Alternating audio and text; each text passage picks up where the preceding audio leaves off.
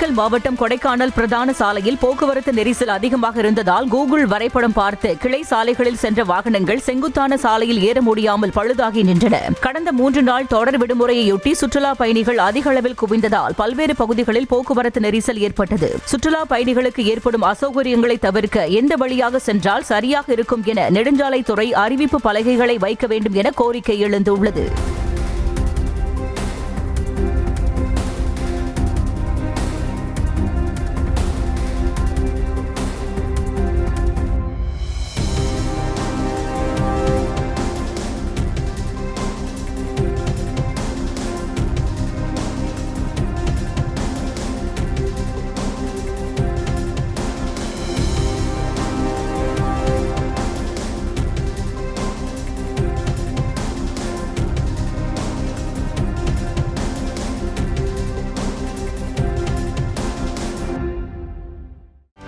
செய்திகளை உடனுக்குடனும் துல்லியமாகவும் தெரிந்து கொள்ள சப்ஸ்கிரைப் பண்ணுங்க.